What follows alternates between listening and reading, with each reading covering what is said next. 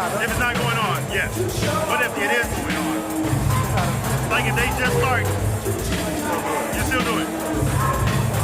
And they got that side, that already? Are you just gonna do a thumb sucker VO, or you gonna go to that side?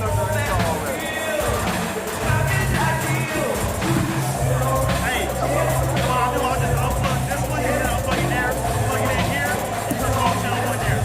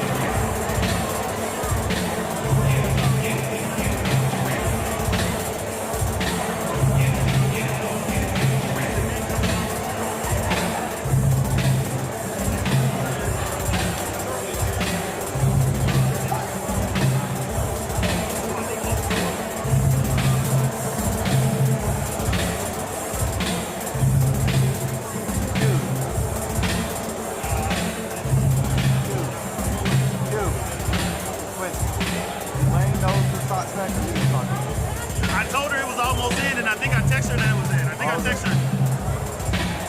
Let me make sure. Yeah, I mean, I texted her a while ago saying that it was in an active sending. And I sent her a picture of the slug. If you want to check and make sure that Energy just grabbed it.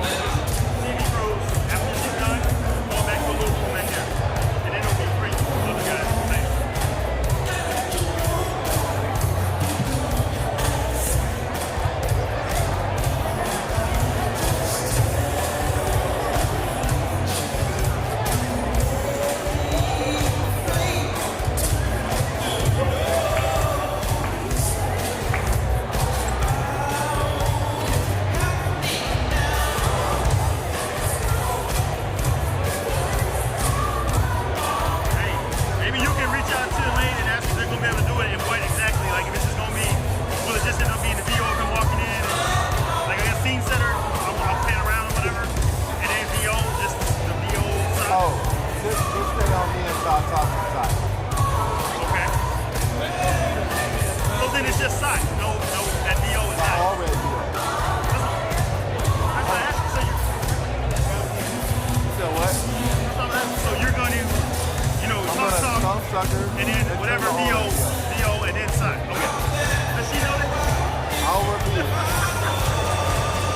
And make sure they're able to take that, say both sides.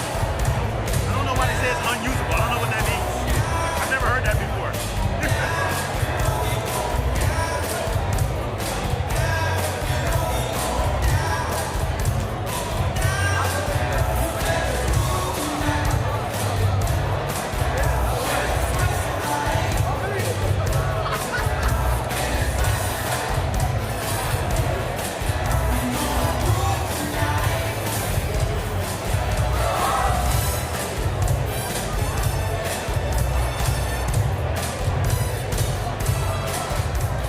Ladies and gentlemen, are we ready? Everybody get started. I said, are we ready? And it's going to be loud. Are we fired up? Are we ready to go? Who are we voting for in March? I said, who are we voting for the next U.S. Senator from the state of Texas? Amazing crowd. We'll begin in 2 minutes. Thank you so much. We'll be live. Even though they're going to be talking, if it's live. I can't be in both places, so what if she comes out immediately and then you talking? I got to unplug It's a her. list of people talking. What if she comes out first just to say, hey, I'm here?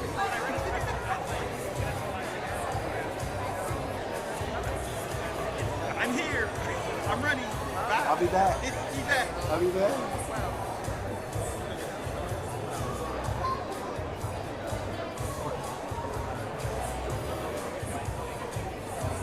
The plan is that she's not talking, we're live. Okay. Off the top.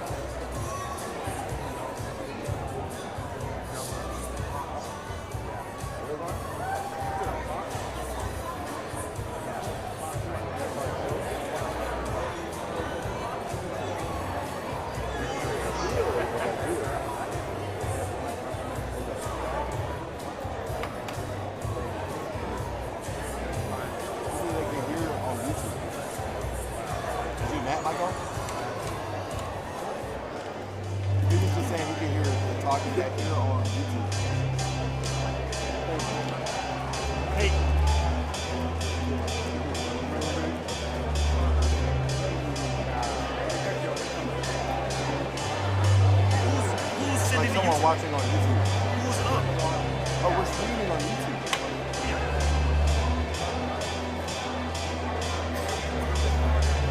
Hey, it's whoever's doing that feed. It's whoever's doing that live feed. Oh. But they're picking up the artists. Let me look.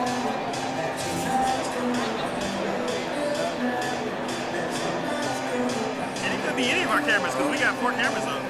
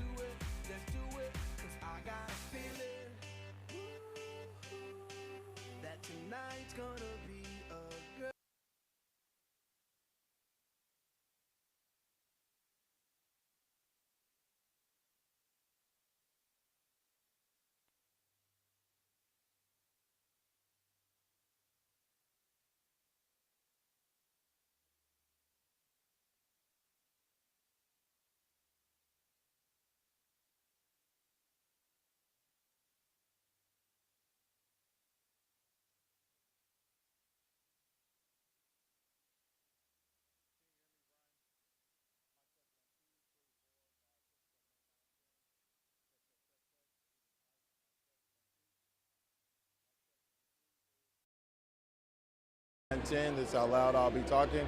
Steven's mic check, mic check. Brian, can you hear me? Yeah, mic check 1, 2, 3, 4, 5, 6, 7. We are here. Okay. You want me to call you Q, or are you just gonna stay up there? Okay. And I'm not moving. Okay. So, Brian, y'all can stay on me until the all red video.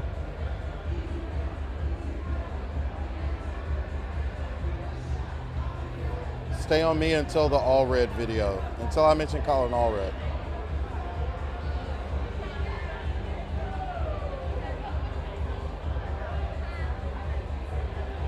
Hey, did you hear Adam saying we're just doing a live picture? Hold on.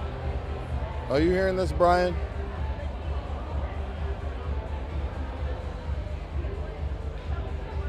Adam just said we're just going to do live picture.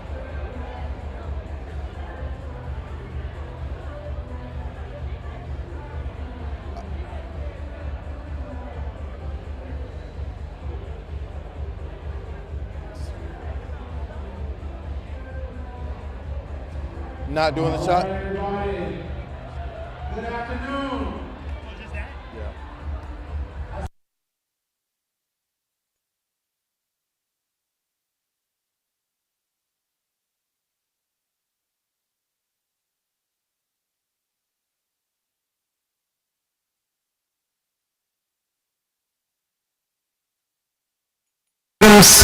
Ask that you hold your applause until the end of each speaker's remarks.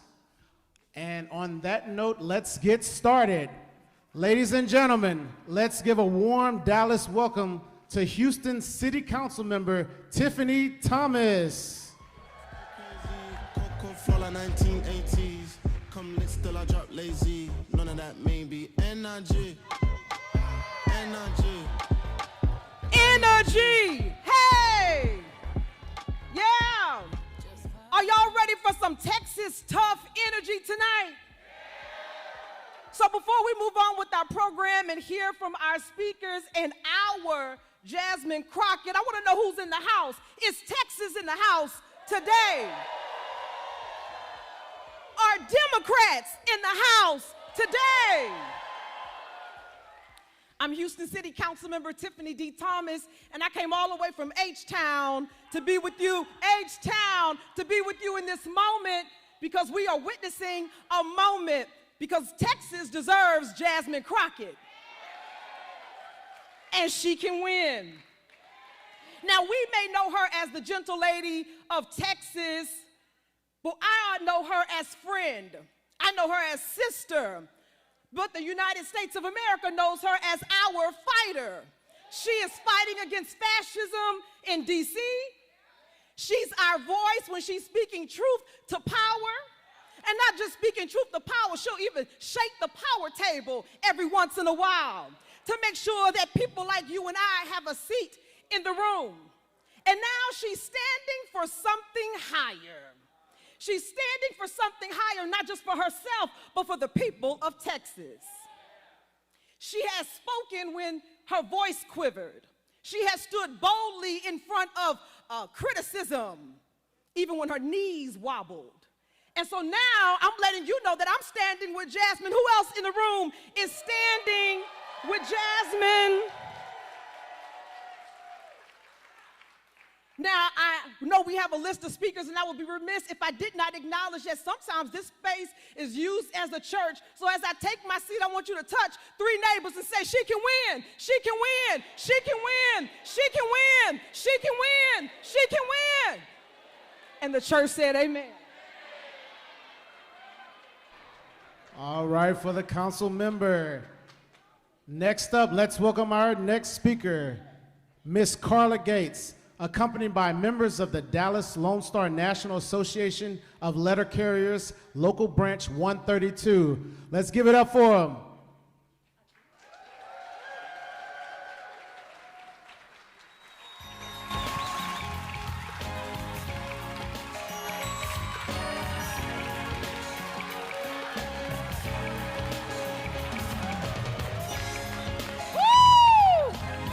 Texas 30, Jasmine Crockett.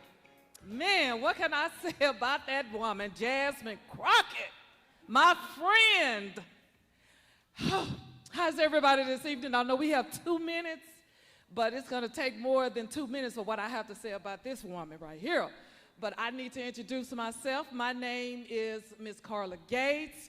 I am the widow of the late Eugene Gates, who was the mayor carrier that passed back in 2023. I'm sure everyone remember that story. I don't want to go in detail, but my husband, he passed in a homeowner's yard when the temperature was 119 degrees here in Dallas, working for the Postal Service of 36 years.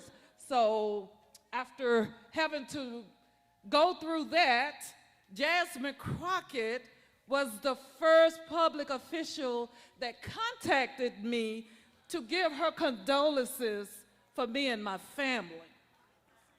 And when I say she was the first person to contact me, and keep in mind, it's been almost 3 years and I'm still waiting on the Postal Service, from the Postal Service to contact me. But that's a different story for a different time.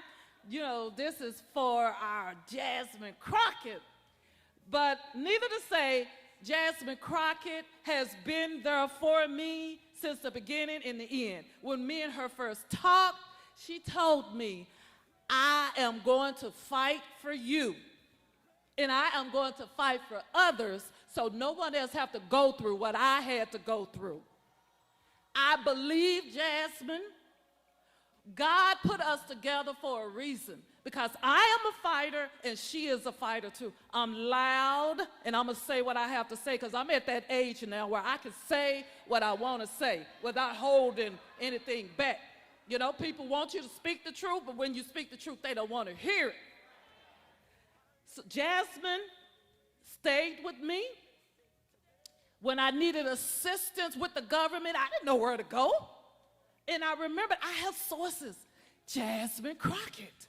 I immediately contacted Jasmine Crockett, got everything that I needed done. It was pushed, it was pushed, it was pushed. This woman helped me, and I'm sure I'm not the only one, but I am speaking for Carla Gates, that I can testify that God brought her to me when I needed somebody the most that was in public official to help me go against the government. Amen. But I thank God. I thank God for our friendship. We developed a friendship that is still to this day, and it's been almost 3 years. Me and her staff, we continually stay in contact with each other. She does a lot of community service events, and I'm there with them. I tell them, I say, hey, I'm part of y'all. She cares about the people. She cares about our well-being. She cares about the community. It's not about money with her. It's about what can we do to make it better for us as a community. We need someone like that that look out for us. Ladies and gentlemen, help us welcome this amazing duo, Libby and Cecilia Gonzalez.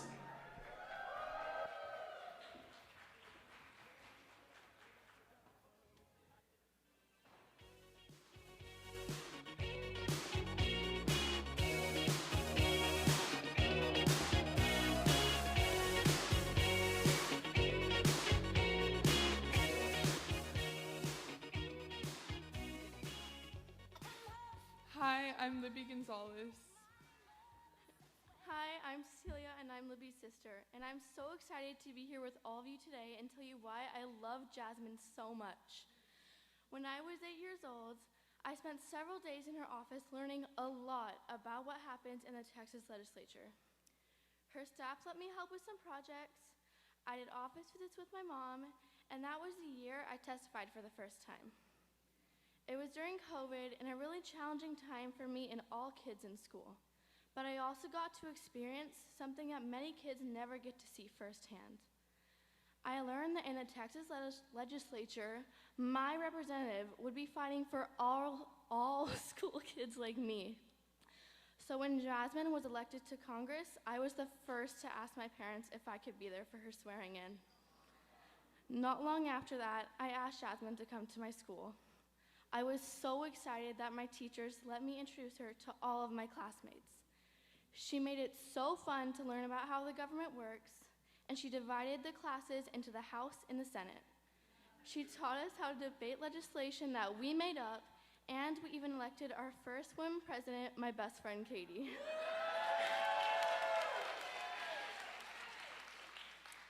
She then got to decide if she wanted to veto or sign her legislation, and she signed it and everyone lost their minds cheering. My friends still talk about how much fun they had that day. There's no one like Jasmine. You may not always see it online or in the news, but she's the baddie we want representing us right now, and that's why I love her so much.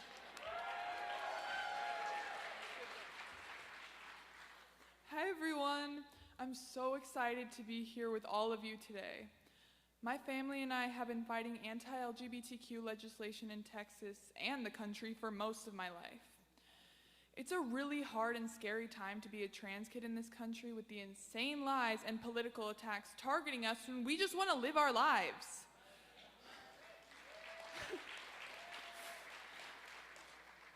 The moment I met Jasmine many years ago, I knew that she would never trade my humanity for political games. I'm only 15 years old, and we've already been through a lot together.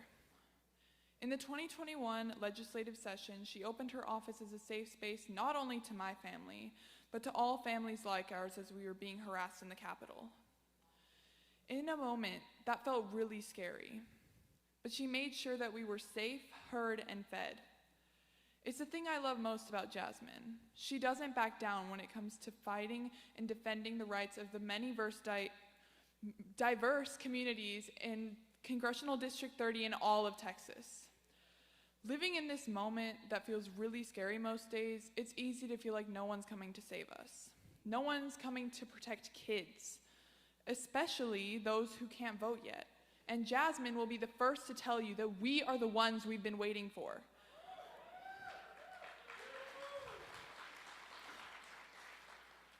But I'm here to tell you that we need a leader with the heart, passion, and conviction and love that Jasmine has for all Texans.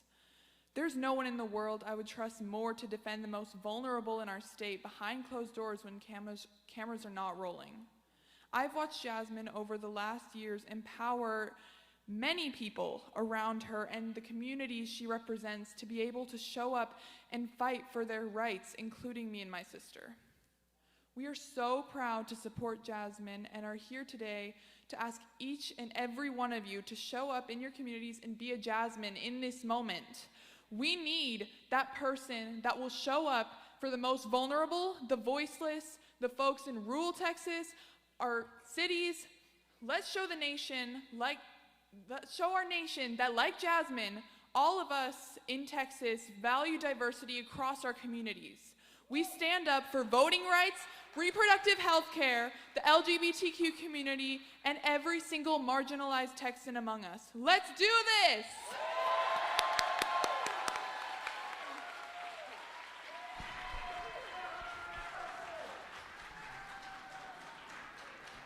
Next, we're proud to welcome to the stage Mr. Hafiz Khan.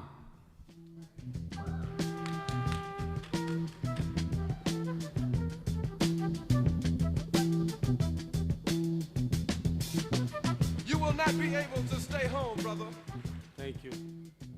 My name is Hafiz Khan, and I'm a businessman here from Dallas. Good evening, everyone. It is truly an honor to stand here today to speak about a woman whose presence, brilliance, and courage have created a powerful ripple far beyond Texas. What I admire the most about her is how naturally Jasmine leads with honesty and courage.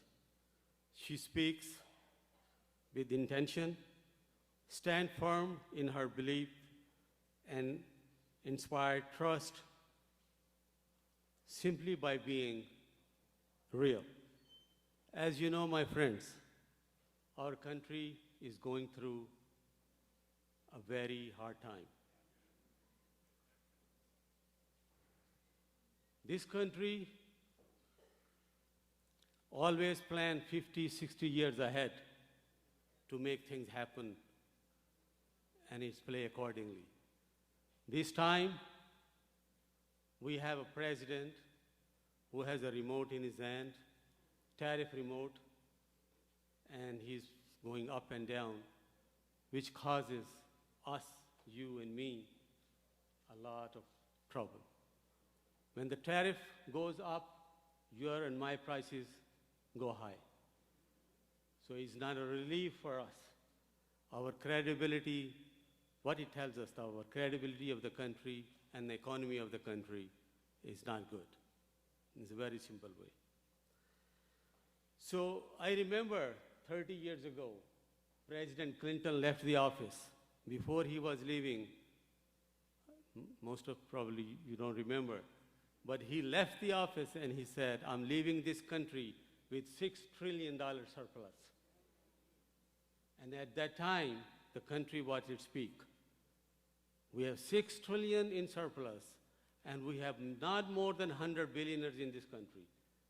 And the top worth was Bill Gates with $15 billion. That's the net worth of the top person. Now our country is 40 trillion in deficit, and we have almost 1,000 billionaires. And the top guy, he's about to reach $1 trillion net worth. So imagine, the country is getting poorer. The country is not getting richer. Country is not in a good shape. We need to make this country strong. I remember for the last 20 years, every president come with slogan. It's called, let's make America great again. But I think we need to change the slogan. We need to say now, let's make America strong again. Yeah. Our next speaker has served in the Texas legislature and now is a county commissioner in Harris County. Please welcome all the way from H-Town, Commissioner Rodney Ellis. We can win this race. I have watched Jasmine Crockett from the moment she went to the Texas House. And I'm one of those people who told our beloved Congresswoman Eddie Bernice Johnson, watch her, she's going someplace. If I can borrow a line from Beto O'Rourke, Texas is not a red state, it's a blue state that does not vote. Jasmine Crockett is the most talked about member of the United States Congress, the House of the Senate. And why are they talking about her? Because she talks back. She will expand our base. She's a great communicator. She has shown that she can raise money. What does it take for a Democrat to win in Texas? You got to be Texas tough. And let me tell you about this woman. We need Jasmine Crockett in this race because she is Texas tough. All it takes is for us to show up, show out. When she walks to the Senate, we walk in there with her. God bless you.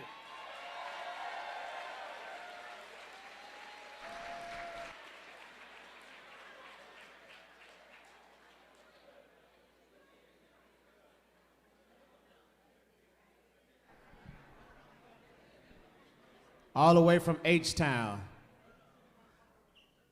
This next person is always dropping bars, providing both a bop and real substance.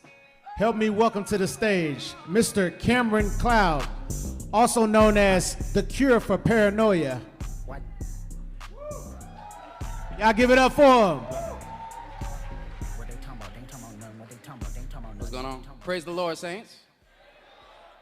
Man, it is so good to be with y'all. I was talking to a young lady in the back, and she made me stop and think, because she was like, you know, sometimes you hear people that'll be like, I was there at the march with Martin Luther King. I was there, and we get to say that we was here.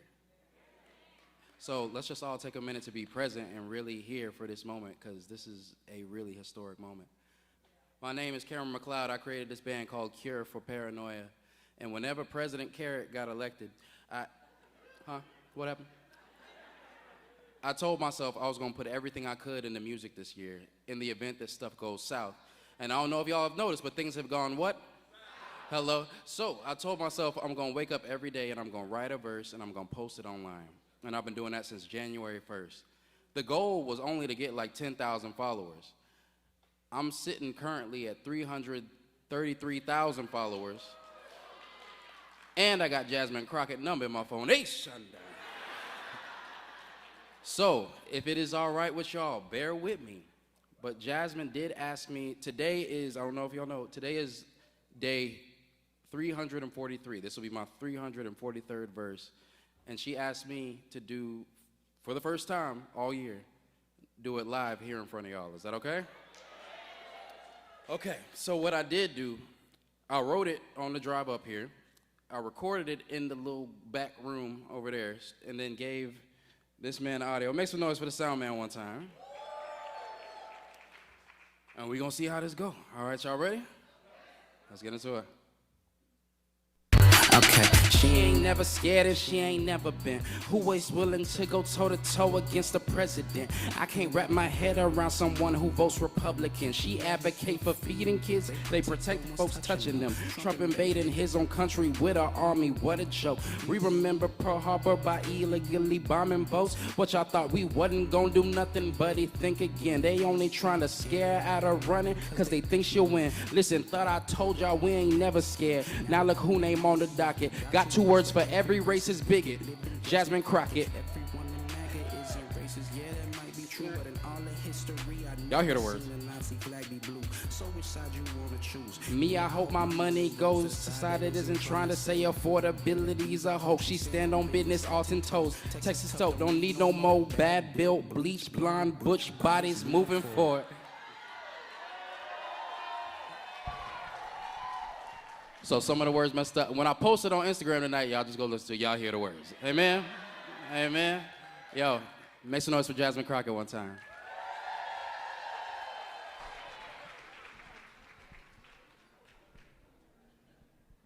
Let's give it up for Cameron one more time. Young man in action.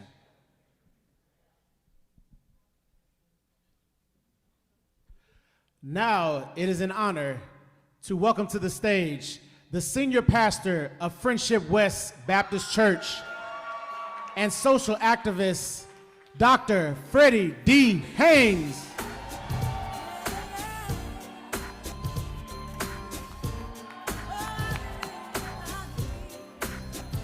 I'm so excited, I can't even hide it. Why? Because whenever justice needs a defender and democracy needs a bodyguard, who you gonna call? Jasmine Crockett. Jasmine Crockett is that sister who stands 10 toes down for what is right in the face of what is wrong. I love it because of the fact that the Republicans use racism to draw her out of her own district.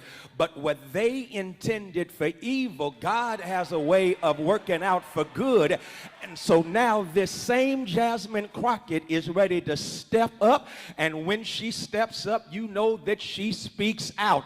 Republicans believe somehow that affordability is only for the affluent, but Jasmine Crockett is about justice for all. Jasmine Crockett is one who I believe in, and I'm standing here as both her pastor and friend to let you know that she is fueled by a faith that the dark past has taught us, a faith that believes that justice ought to roll down like waters and righteousness like an ever-flowing stream, a faith that recognizes that we are to do justice, love mercy, and walk humbly with our God. And so what does her faith look like? I tell you, number one, it looks like a faith that fights for those who cannot fight for themselves. Y'all, we need a fighter today in light of what's happening in Washington, D.C., in light of what's happening in Austin. We need someone who ain't scared. We need someone who is ready to fight, and Jasmine is that fighter. If you don't believe it, ask Marjorie Taylor Greene. She'll let you know she's a fighter. If you don't believe it, ask Donald J. Trump, who has the best IQ. She is a fighter. I'm just trying to say she is fueled by faith to fight for those who cannot fight for themselves, but also fueled by faith as she puts on the whole armor of God. She's a facilitator. I love that about Jasmine Crockett, because especially during the last administration, she was a facilitator of funding that came to our district, that came to our community, because she's a fighter, she's a facilitator, but wait, she's a friend to everyday people. Listen, Jasmine Crockett has made District 30 a national district. Everybody in the nation knows Jasmine Crockett. She's the baddest sister out there. I'm talking about Jasmine Crockett, and yet as amazing as she is, as phenomenal as she is, she's remained a friend to everyday people. She's someone you can talk to and touch. She listens to you. I'm talking about Jasmine Crockett. So since Jasmine is a fighter, since she's a facilitator and a friend to everyday people, I guess I'll close by saying the future is bright with Jasmine Crockett. The future is bright. Our best days are in front of us, as dark as it is right now. With Jasmine, the light is about to break out and shine. And so, y'all, I've got confidence in Crockett. I know there is justice with Jasmine. I hope y'all get what I'm doing right now, because Jasmine Crockett, that master alliterator, is someone that we need for such a time as this. Y'all know I'm a preacher, so I got to at least use that on you, because Esther was called to the kingdom at a dark time. Esther was called to the kingdom when it looked like a people were going to get erased, and yet Esther stood up, and because she stood up, a future was facilitated. And so, y'all, here is our Esther, and I'm simply saying, in the name of Ann Richards, in the name of Barbara Jordan, in the name of Eddie Bernice Johnson, would you receive from me right now the next senator from the state of Texas? I'm talking about Jasmine Crockett.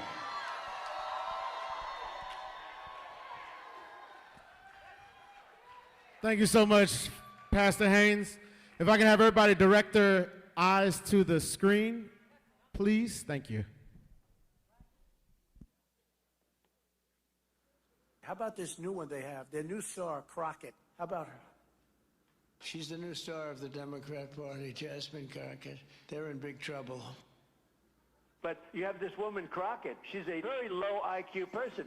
I watched her speak the other day. She's definitely a low IQ person. Crockett. Oh, man, oh, man. She's a very low IQ person. Somebody said the other day she's one of the leaders of the party. I said, you got to be kidding. Now they're going to rely on Crockett. Crockett's going to bring them back.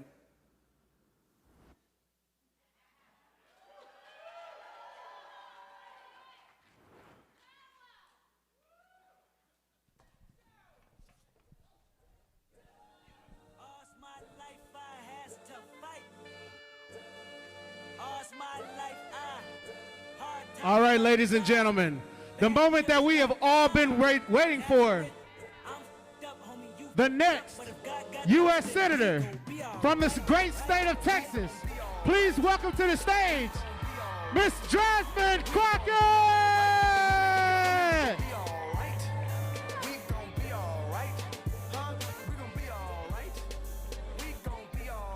Y'all look good. Y'all look real good. But are you fired up? Are you ready to go? All right, Texas, let's get down to it. I know y'all are ready to hear some good news, and some of y'all already heard it before you even got here. Yes, it is true. I am running to become your next United States Senator from the state of Texas.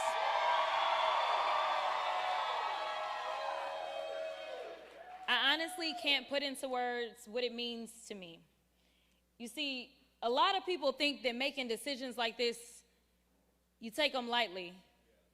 I'm here to tell you that I understand that there's a responsibility. I'm not reading from my script, so they're about to be confused. there's a responsibility that lies with all of us, especially in this moment. There are a lot of people that said, you got to stay in the house. We need our voice. We need you there.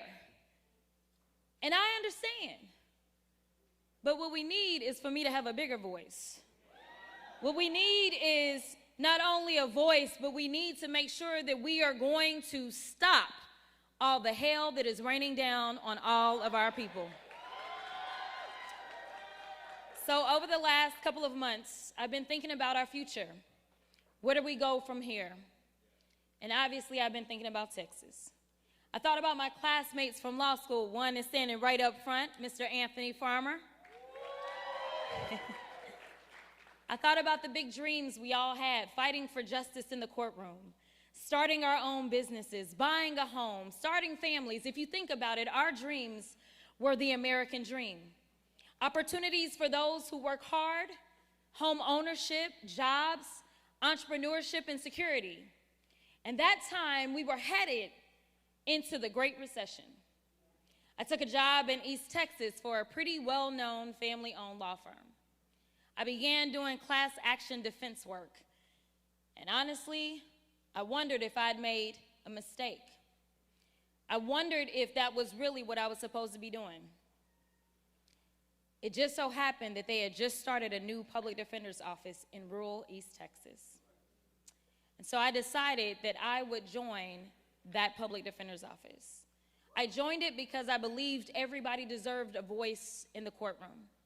Even if they couldn't afford an attorney, one would be provided to them, and that attorney was me. I loved being a courtroom warrior. I got some judges here. They probably can't identify themselves, but nevertheless, I loved being in the courtroom. You know, I never thought that I would run for office, but some people are able to inspire others as they walk their own path. As a 27-year-old public defender walking in her path, there was someone who came along and inspired me. There was this charismatic, funny, intelligent, and exciting young candidate with a funny name who just got into the U.S. Senate and was running for president. Many doubted if this country was ready, while others, well, we got to work and kept hope alive. We didn't focus on the naysayers. We didn't get distracted by any pollsters. We remained laser focused on getting the person who was best for the job into the seat.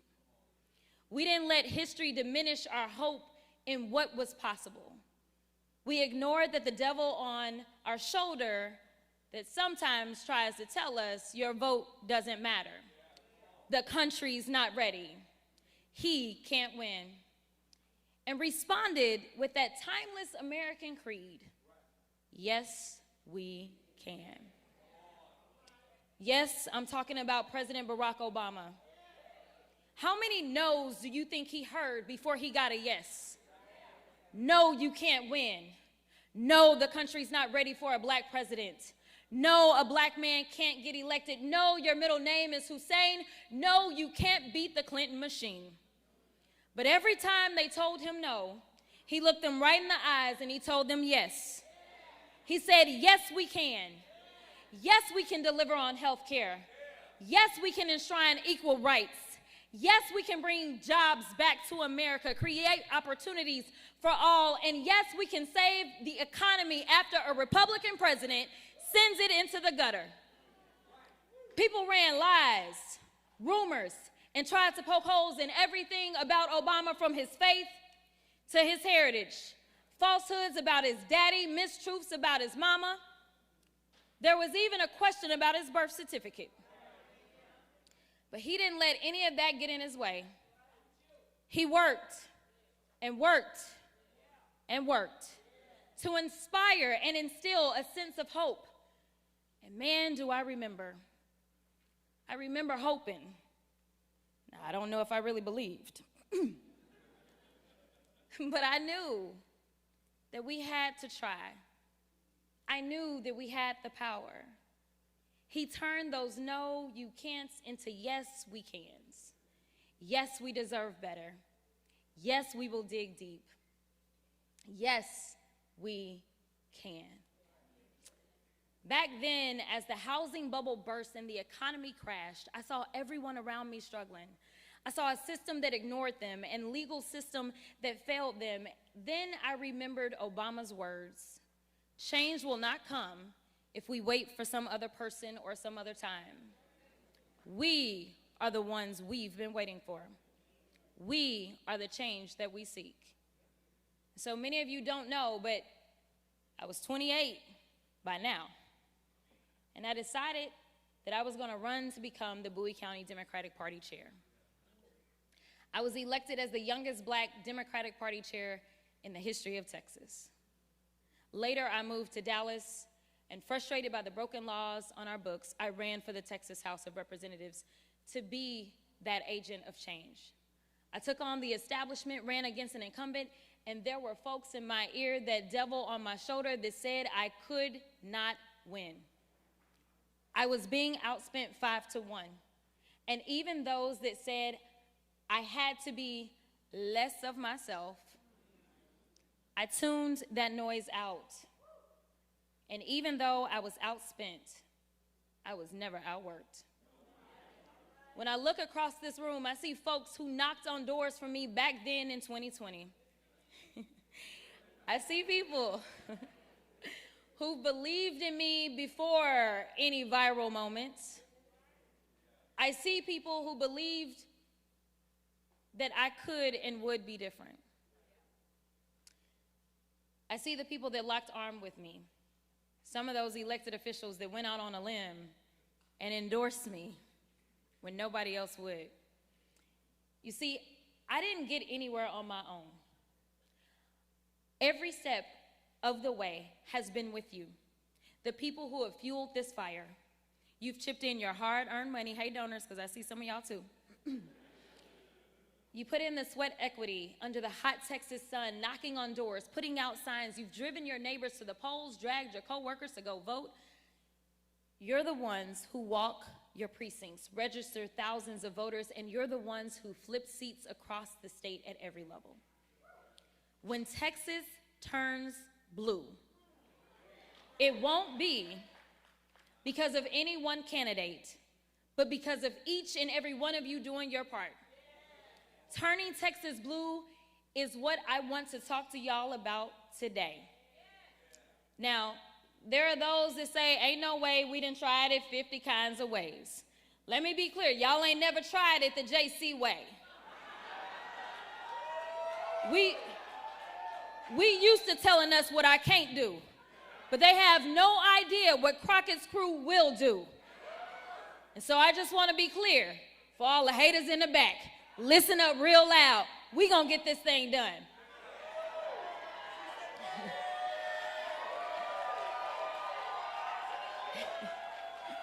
So they tell us that Texas is red. They are lying. We're not. The reality is that most Texans don't get out to vote. The reality is that the people that I used to work with in the Texas House did everything that they could to make sure that they could suppress voices. If we were so red, they wouldn't be so pressed. Let me be clear. The reason that the governor always got time to call out my name is because he understands that I know how to speak to everybody, not just some folk. There are folks who feel like their vote doesn't matter and that nothing will change or that candidates don't speak to them. And honestly, I can't blame them. But I'm here to address those Texans specifically who feel as their vote doesn't matter. Let me tell you it does. Earlier, I talked about my first race for state representative, and I talked about the fact that I was outspent 5-1. They had the money, but I had the people. When the first batch of votes came out, I was down by 700 votes. I told my team it was over. Carmen, who's right up front, rushes down and says, no, we about to go to elections. I said, y'all, it's over. We've been voting for 3 weeks and we down by 700. We ain't coming back. Around 10 o'clock, somehow somebody said, Rep, you only down, well, I wasn't Rep then. You only down by 50 votes. I said, oh, we getting good. We getting good. I said, now y'all tell me what's still out. Is anything out? are we done? Because it was getting late. And they said, MLK is still out. I said, oh. I said, if anybody came through for me, it was going to be MLK. And when I tell y'all, when the votes were counted, I had won by 90 votes.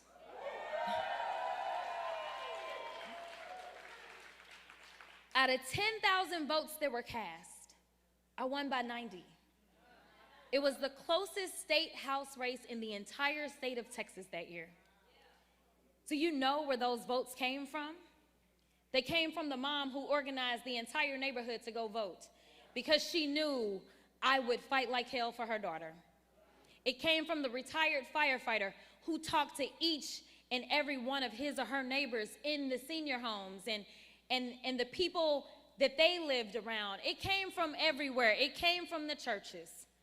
It came from home healthcare workers who ran across the street to vote at the library during their lunch break. It came from citizens who hadn't voted in years, but went to cast their ballots because they believed that I would bring a new generation of servant leadership to the government of the people, by the people, for the people. Each and every one of those votes made up the 90 votes we needed to bring change. And I'm going to add this. It even came from unhoused folk. See, what y'all don't understand is that people like to devalue certain people. But the only place that equalizes us is at the ballot box. So I don't ever want anybody, no matter what your socioeconomic background is, to believe that you don't matter or you don't count, because the time that you count is when you are at the ballot box. A single grain of rice can tip the scales. Every single vote counts, and that couldn't be truer in the United States Senate. It was a single vote in the United States Senate that saved the Affordable Care Act, that saved millions of Americans' health care coverage. That vote was cast by John McCain, who showed bravery and honored his oath of service. Yeah, clap it up. He bucked his party's president to do what was right for his constituents. Sadly enough, we all know that Senator John Cornyn does not have the guts to stand up to Trump. But I can tell y'all who does. I do. Cornyn carries on with business as usual while small businesses across Texas take the hit from Trump's tariffs. Well, I'm done with politics as usual. I'm done with going along to get along, and it gets us nowhere. I'm done watching rural hospitals and public schools close their doors. I'm done watching parents be afraid to send their kids to school or the mall or the movies because Republicans have flooded our streets with guns. I'm done with the senators sitting around doing nothing while Trump takes your hard-earned money, skims your Social Security, slashes Medicare, and gives tax breaks to billionaires. I'm done. I'm done watching the American dream on life support while Trump tries to pull the plug. The gloves have been off, and now I'm jumping into the ring. I'm asking for your support to be the next United States Senator from the greatest state of Texas.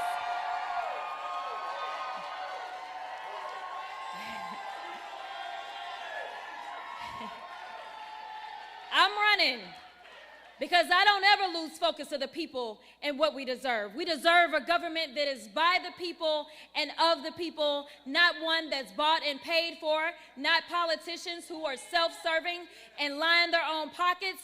Most of you know that I am a civil rights and criminal defense attorney, that I made a living arguing cases before juries and fighting for Texas who were harmed to receive justice. I have won cases and convinced juries in the deepest, reddest parts of this state, and I'm ready to make the case to the people of the great state of Texas. My experience spans both state and federal. As you may have seen, I have spent more time on the federal level than I did on the state level, and frankly, I'm very well aware of what is happening on the federal level, on the deepest levels of the federal level. If elected to the Senate, actually when. I was about to say, y'all slow. I will begin on day one fighting to lower costs, deliver on health care, make home ownership and entrepreneurship accessible to all, and hold Trump accountable. I'll hit the ground running because I'm already in the belly of the beast right now. Many people wonder why I jumped in this race so late, and I just want to be clear that this was never my intention. This was never about me. I never put myself into any of the polls.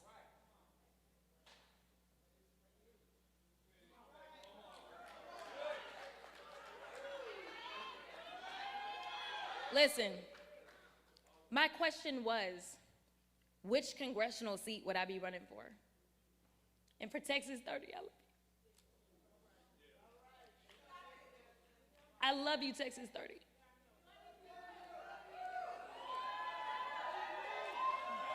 Okay, I'm gonna finish. But the more I saw the poll results, I couldn't ignore the trends, which were clear, both as it relates to the primary as well as the general election. I could have played it safe and continued serving in the United States House of Representatives for as long as my constituents would have me. But I don't choose to do that. Because Texas, this moment we're in now, is life or death. It's all or nothing. It's now or never. We find ourselves at a crossroads. We're faced with a hard choice to make people believe. We've got to make sure that they understand that we are not to go back. We are not to allow our hard-earned progress of our foremothers to be wiped away. We lose Social Security, Medicare. We lose the right to vote, to love, and live freely. That's one path where we go back in time. The other path is learning to live in Trump's America and shrinking ourselves into the shadows. It looks like people who are afraid to worship or love freely because people are simply, right now, afraid to walk down the streets. It looks like a country facing denial, bank loan denied, healthcare denied, American dream denied.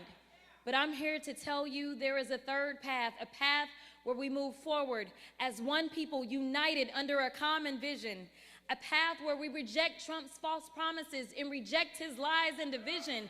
I'm asking you to walk down this path with me, shoulder to shoulder, and envision a Texas where every child, no matter their story, can go to the best public schools, can afford to go to college or learn a skilled trade, a Texas where that child has every opportunity to grow and thrive. That means nutrition, healthcare, mental health, and safety.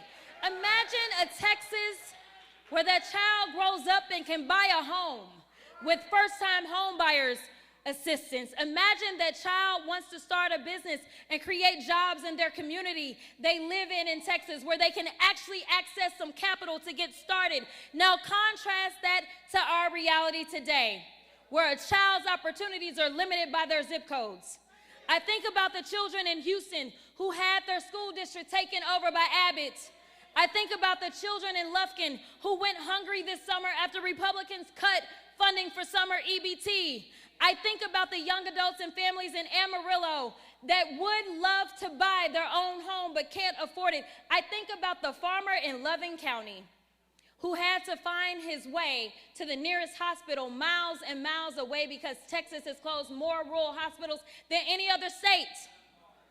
And by the way, if you know farmers, it takes quite a lot before they'll even think about going to the doctor. So I know this. This man was in pain, and his pain was ignored and neglected by 3 decades of Republican domination in Texas. And I'm going to keep taking down this path with me. But let's first address the elephant in the room, quite literally. I know many of you are wondering why I'm running for a seat that everyone says cannot be won. The last time Texas elected a Democrat to the United States Senate, I was 7 years old. Do not try to do the math. Cornyn was already 36 and serving as a district judge. For most of us, a Republican-controlled Texas is all we've known. But we cannot let that diminish our faith and belief in what can be. I stand before you because I'm not looking backwards in the past. My eyes are fully ahead and fixed on the bright horizon ahead of us. I'm running for this seat because I'm going to be hung up on the brokenness. I'm not going to be hung up on the brokenness of the past. I'm focused on fixing up our future. Many people have asked, and all of us wonder, can we win this race in November? I'm here to say, yes, we can. I'm also here to say it's not if we can, but if we will. If we will get out and knock the doors, call the people, and meet them where they are. It's a matter of if we will do the work to have the necessary conversations about the future of our nation. Will we come together as one? This isn't about me or them. It's about you and us. This is not about ambition. It's not about my ambition. It's about yours. Your hopes and your dreams, and a government that has your back, not pushes you back. No Democrat has done what we're seeking to do, and that is win a statewide election in Texas in the 21st century. So there is no roadmap. There is no blueprint, and there is no cheat code. So for everybody that thinks they got it, just watch and I'll give it to you. This path we're going on together is one that must be forged ourselves. So let's be honest, if there was anyone with the recipe, well, they would have already won. But I also know this, if Mississippi can flip seats, then why can't Texas? If Georgia can elect 2 Democrats to the United States Senate, then Texas can too. In 2012, Mitt Romney won Texas by 16 points. In 2016, Trump won Texas by 9 points.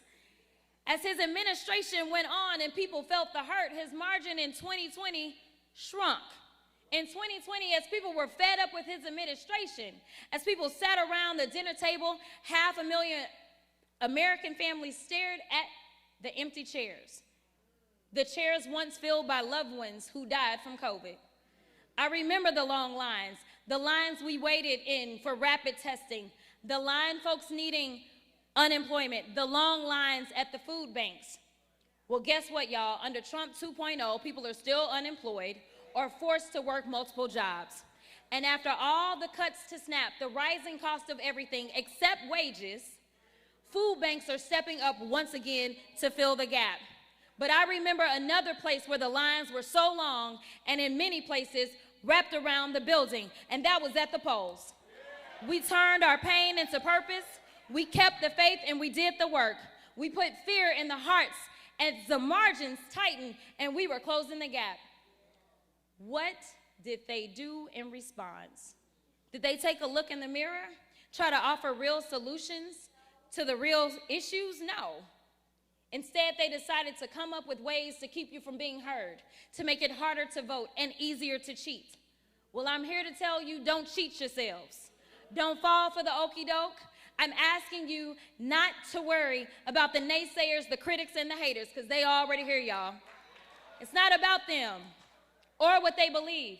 It's about you and us, what we know is possible when people come together. So I'm asking you to tune out those intrusive voices that say she can't win because she's black, because she's a woman, or because she's a Democrat. If you believe women should be in all spaces, then I ask you to stand with me. If you believe we should be judged by the content of our character, then I'm asking for your support. And if you believe this election should be about the issues, who has the better policies and ideas, and who is best for the job, then I ask for your vote in the Democratic primary election this March and again in November. You see, we know what the Republican tactics will be. A flood of lies and attacks designed to turn blacks against whites, city against country, and you against me. They are experts in the politics of division. It's how they've gotten here. Division is how Trump got elected and then re-elected. This election is about adding voices to our electorate, about multiplying turnout with a robust operation and a unifying message that asks, how is it that Texas is prospering, but the people are struggling? We have the 8th largest economy in the world, yet kids go hungry. Seniors have to skip their prescriptions. Parents are forced to choose between braces for their children or hospice for their parents. We are the #1 state in exports, driving the American economy, yet somehow we are also #1 in uninsured women and children. The state is thriving while the people are facing tribulation. We are better than that, tougher than that, and Texas deserves better, and together we will. This campaign is for those who believe that the government should work harder than the people it serves. This campaign is for every single person that is done with politics as usual, that's fed up with the establishment, that's sick and tired of being sick and tired. Texas has no shortage of talent, no shortage of ideas, grit, or tenacity. Our state powers this nation. Our economy drives the world. Texas is a big boy state made up of brawlers and people with a moral code. Our representation should reflect that, and sadly enough, it doesn't. After evaluating the data, analyzing the trends, researching historic numbers, and combing over the crosstabs, it was clear the numbers were strongest for my candidacy for United States Senate. That's why I decided to enter this race, because otherwise I would have continued doing what I've always done, which is support whichever candidate had the strongest numbers. So I want to be clear. I'm not running just to run. This is about winning.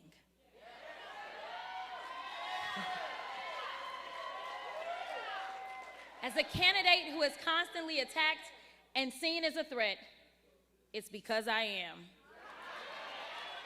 I'm a threat to the system that's been holding us back from our full potential. I'm a threat to a system that works to protect politics as usual, that seeks to maintain the despair and unfairness in our state. I'm a threat to those that have lost their moral compass, abandoned their purpose, and want to be kings instead of public servants. I'm the only candidate in this race who has served on the federal level, has taken on this administration, and sought accountability. I'm the only one who has gone toe-to-toe with Donald Trump, and there's a reason he's always got my name in his mouth. There's a reason John Cornyn has been attacking me since before I even entered this race. There's a reason folks have tried everything they could think of to try to keep me out of this race. And I believe that's because Trump has seen the same numbers I have. I have a track record of getting people out to vote, moving people who were disillusioned with politics and felt like their vote didn't matter. Since running for public service, I have vowed to increase accountability, accessibility to every office I've held. Through it all, I've never lost sight of the people. I've built winning coalitions and brought together voters of all backgrounds, all stars and stripes, and every walk of life under the common belief that government should be of and for the people. Government should work to make living easy for those who work hard for a living. My message, rooted in slashing costs, making home ownership and entrepreneurship attainable for all, strengthening and growing the middle class, is one that Texas, all of Texas, from the Panhandle to Port Arthur and from El Paso to East Texas, can believe in. This campaign is about winning with a strong, multiracial, multi-generational coalition of people that is reflective of this great state that is, by the way, 61% people of color. There is room in this campaign for everyone who feels like our state is heading in the wrong direction. And that's the majority of Texans, whether you live in Dallas County or Dickens County. Groceries are too expensive. The light bill won't stop going up. People are being crushed by their rent or their mortgages.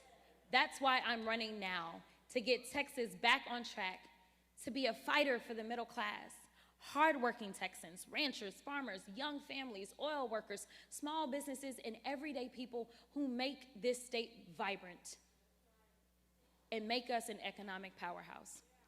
Today, under Trump and 3 decades of Republican rule in Texas, those very Texans are under daily attack. They are attacked for how they worship, who they love, what language their grandmother speaks. And you don't know who will be next on the chopping block. I'm running to protect Texans from these attacks and safeguard the rights our Constitution guarantees. I'm running to knock down the door to opportunities that have only been cracked open for the elite few. I'm running to make home ownership and entrepreneurship pillars of the American dream an obtainable reality for all Americans once more. I'm running to get Washington back to work on issues that actually matter. Together, we will send a signal to the entire nation. Don't mess with Texas. And certainly, don't count us out. I believe I am the candidate in the strongest position to defeat whoever emerges after they finally get out of their stuff. Even if that's my buddy and dancing partner, John Cornyn. John Cornyn has spent 41 years in elected office, anyway, I'm not even gonna get off track. He's been an elected official since I was 3 years old. Speaking of 3, I want y'all to know that Cornyn has been in office so long that he collects 3 fat pensions, courtesy of you, the taxpayer, on top of his Senate salary, which is also paid for by you. By the time I graduated law school in 2006, Cornyn was already drawing his first pension. Guess Doge didn't catch that one, huh? But anyway, so after 4 decades and 4 fat checks every month, Cornyn has forgotten who sent him to the Senate. He's forgotten he works for 30 million people in Texas, not one Florida man who's never called this state home. About 2 pensions ago, Cornyn used to actually try and help Texas. He used to speak out against Trump, the candidate, and denounce the border wall. What happened, Big John? Because now all you're doing is bending the knee, kissing the ring, and running ads about how you vote 99% of the time with Trump. Well, John, I kept telling you, you had a 1% problem. And the problem is putting the 1% of Americans who are billionaires before the 99% of us who have to wake up every day, clock in, and hustle to make ends meet. The 99% of us who had to go out and earn what is ours. It wasn't handed to us by Daddy. At a time such as this, we cannot afford to have a senator who cowers away from a fight worth fighting.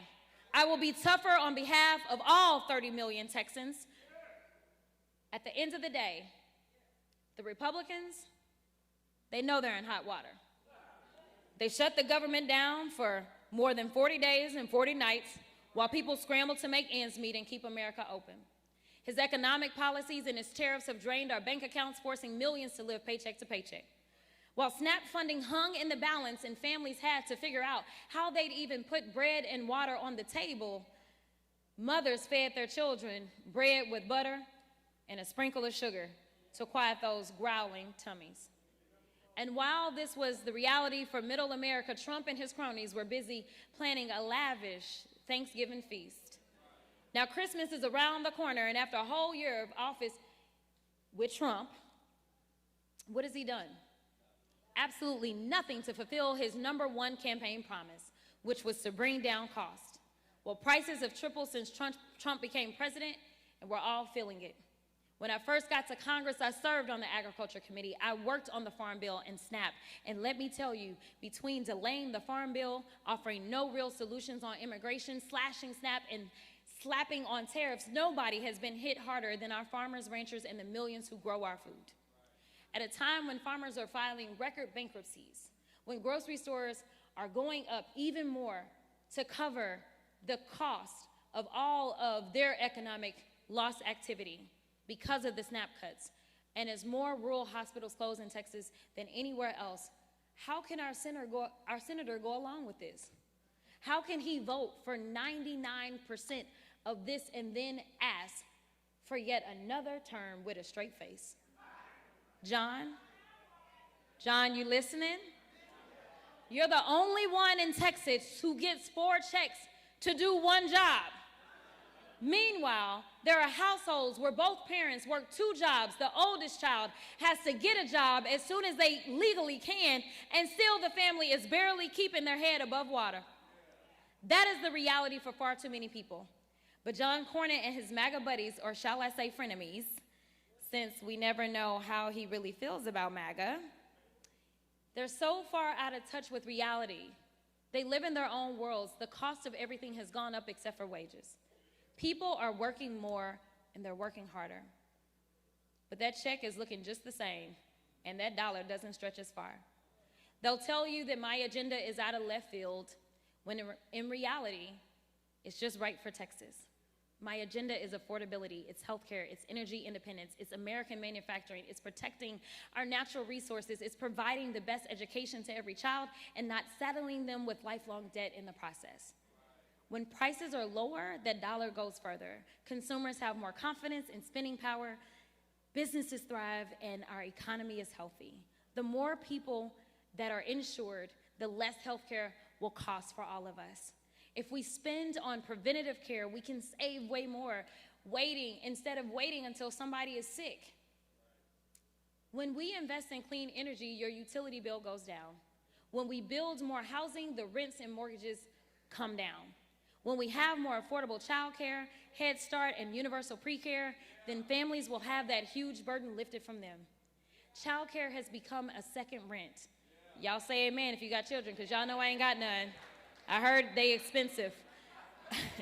My whole platform is rooted in my belief that life should be more affordable for those who make America run. It's centered around opportunity and a fair shake to work hard, get ahead, and have a chance to earn your dream no matter your story.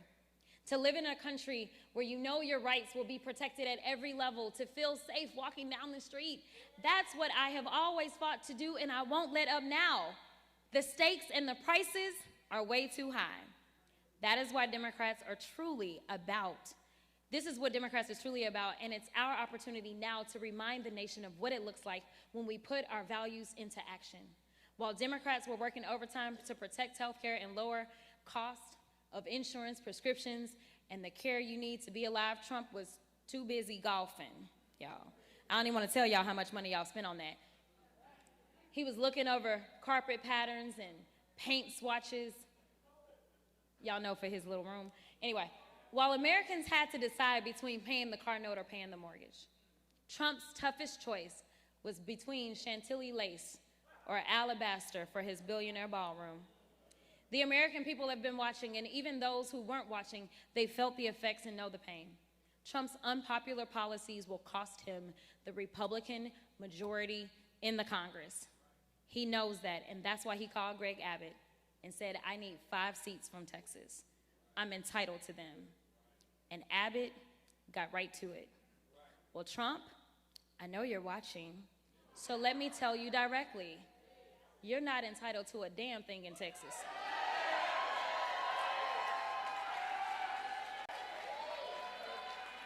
You better get to work, because I'm coming for you. He knew he would lose, so Trump did what he always does, resort to lying, cheating, and stealing. He has rigged our elections once again by changing the lines in the middle of an election cycle. And the cherry on the top, Trump drew me out of my home district. I know he's tired of me holding him accountable, dismantling his lies, and I know he's tired of me breaking through to millions of Americans, tired of me getting people out to vote, tired of me living in his head rent-free. Well, Mr. President, you couldn't beat me at the ballot box. And so, as y'all know, a judge that you appointed, Mr. President, he said your maps were unconstitutional, but you ran it up to your loyal activist cronies at the Supreme Court and snatched representation away from almost 500,000 people I represented right here in CD30. Well, I'm here to tell you, Donald Trump, you won't get rid of me that easily. I'm not going away. I'm not giving up. I still believe in this country. I still believe that we are in the land of opportunity. I still believe in the bright beacon of hope amidst a sea of despair. I still believe Texas will lead the way and prove to this nation and the world what I know to be true. So I'm asking you, will you join me in this campaign? Will you join me in the work and turn this moment into a movement? I'm asking you to wake up every day between now and November, yes, every day, and ask yourself daily, what am I going to do today to elect the leadership I wish to see? Who I'm going to call today about why I need to vote? What will my contribution to turning Texas blue be? It's also why I've sought to bring about unity within our party as well. I did my best to make sure that we had a strong ticket with candidates running up and down the ballot. We're not leaving any races out. Everything is on the line. I need you to know that this is bigger than any one person and any one candidate. For us to win this race, we have to win together. We have to run as a team. Like I said before, and we'll keep echoing, this isn't about me. This isn't about them. It's about you. We're going to go and win this election for the people. As I close, I want to send a message to Donald Trump and the whole nation. Don't take Texas for granted and don't count us out. It's our time. We are one. God bless Texas and let freedom ring.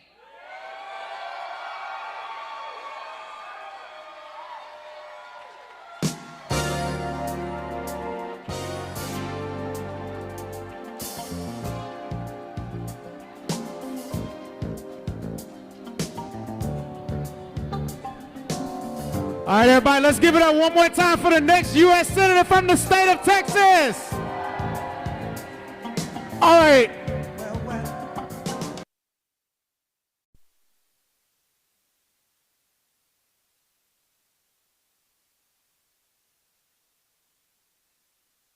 My elected officials in the middle. Can you hear me? If you can exit the same way you came in. Yeah, Stevens, mic check. Can you hear me? Can you hear me? Will guide you.